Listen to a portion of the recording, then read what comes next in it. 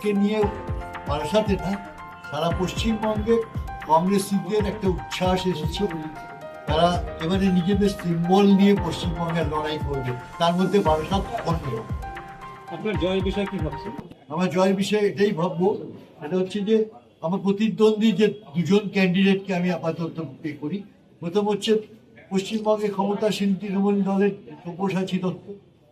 তিনি প্রথমেই বারাসাতে এসে তার প্রথম প্রেস মিটটাই করলেন সম্পূর্ণ বেআইনিভাবে আমাদের বারাসাত ডিস্ট্রিক্ট বার অ্যাসোসিয়েশনের অফিস মানে বিল্ডিং এ, যেটা আমরা ওটা আমাদের মন্দির মনে করি। উনি শুনেছি আমাদের ওখানকার মেম্বারশিপ নিয়েছেন। আমি ওখানকার দীর্ঘদিন পদাধিকারী, 40 বছর প্র্যাকটিস হয়ে গেছে। উনি প্রথমেই আমাদের এই তৃণমূল দলের তাদেরকে তাকে নিয়ে গিয়ে ওখানে বসে প্রেস মিট করলেন। আর উনি সম্পূর্ণভাবেই মানে এখানে বিদেশি, তার এখানে নিজের এলাকায় কোনো ফুটিংস নেই, তাকে এখানে বোঝা দেওয়ার জন্য এখানে পাঠিয়ে দিয়েছেন, শান্ত করার জন্য পাঠিয়ে দিয়েছেন।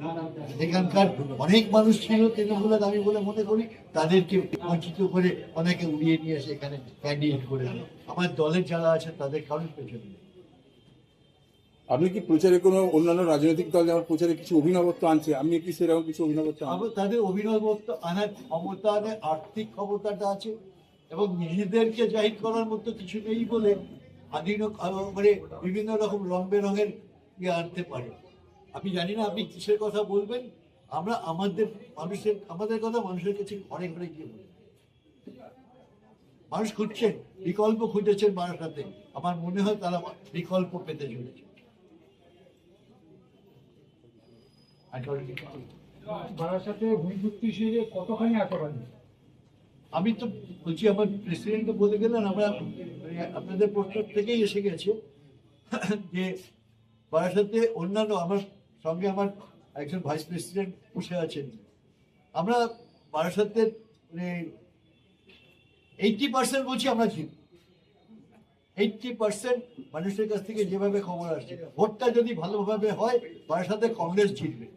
এবং আমি একটু আগেও বলেছি আপনাদের কিছু মিডিয়াকে যে আমরা পশ্চিমবঙ্গে প্রায় 150 মতো সিট। গতকাল যখন আপনার নাম ঘোষণা হলো তখন আপনার কিরকম মানে অবস্থাটা হয়েছে? যে অনেকদিন আগে থেকেই আমরা জানতাম যে আমাদের যে আমার নাম গেছে সেগুলো স্ক্রিনিং চলছে এবং হবে। আমাদের জেলা প্রেসিডেন্ট, আমাদের আরো কর্মীরা তারা আগে থেকে আমাকে ইয়ে করেছে না যে তোমার নামটা 1 নম্বরে আছে, আমাদের গেছে। আপনি অ্যাপ্লিকেশন করতে তো দোষ নেই। এআইসিসিতে একদম পুঙ্খানুপুঙ্খভাবে বিচার করে তারা দিয়েছেন। আমি কৃতজ্ঞ আমার দলের কাছে, আমার কর্মীদের কাছে, তাদের ইচ্ছা এবং আমাদের নেতৃত্বের শুভেচ্ছায় আমি প্রার্থী হয়েছি। আমি সেটা পুরোপুরি সেবা করার জন্য। আমার একটা প্রশ্ন আছে, এসআইআর প্রসঙ্গে আপনার মত? এসআইআর সম্বন্ধেই দ্বিতীয় সাপ্লিমেন্টারি লিস্ট বেরোবার পর দেখুন আমাদের লিস্ট বেরিয়েছে। আমরা ওয়েট করছিলাম, আমাদের নেতৃত্ব ওয়েট করছিল। এসআইআর নিয়ে যা চলছে, যা কেন্দ্রীয় সরকার খুবই ন্যক্কারজনক কাজ করছে, মানুষকে বিভ্রান্ত করে তুলেছে।